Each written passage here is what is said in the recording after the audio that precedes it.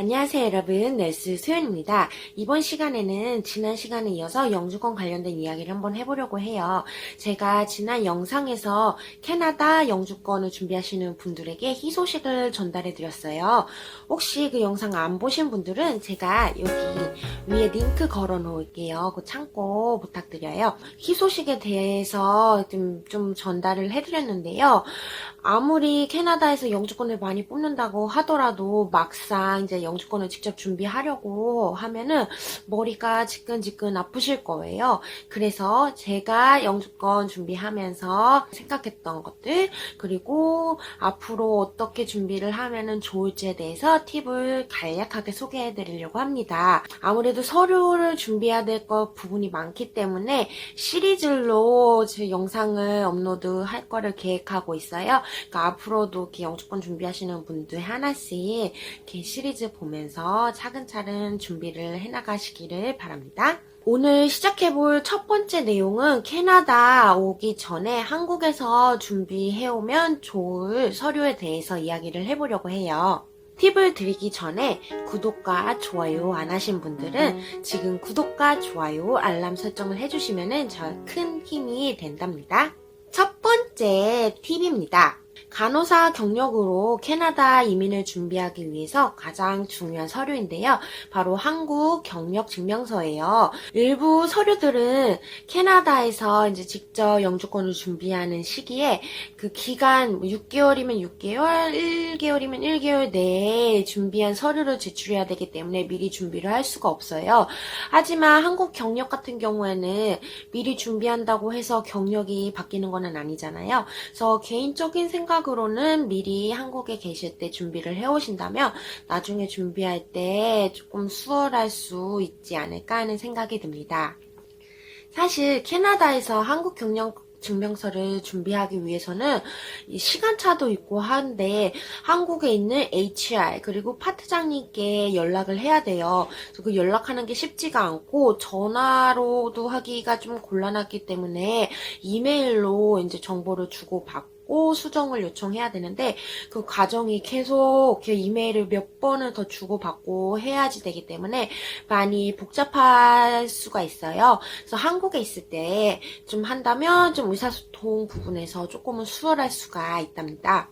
특히나 캐나다에서 요구하는 서류들은 굉장히 좀 까다로운 부분들이 있어요. 요구하는 사항들도 많고 그렇기 때문에 한 번의 의사소통만으로는 사실 완벽하게 원하는 서류를 받기가 힘든 경우가 많이 있어요. 그렇기 때문에 이런 서류들은 혹시 한국에 계신다면 미리 준비해 오시기를 추천드려요. 그렇다면 과연 어떤 내용들이 이 서류 안에 들어가야지 될까요? 제가 CIC 웹사이트에서 참고한 내용들을 간략하게 소개를 해드릴 거예요. 자세한 모든 내용들은 CIC 홈페이지에 들어가 보면은 이렇게 영문으로 나와 있기 때문에 그거를 참고해 주셔도 좋고요. 저는 이 내용들을 몇 번이고 들어가서 읽고 또 읽고 또 읽어서 이렇게 서류가 이렇게 내용이 다 들어갔는지 확인을 했답니다. 아무래도 제 성격 탓이죠. 기본적으로 경력증명서는 공식적인 병원 지정 종이의 프린터가 되어야지 되는데요.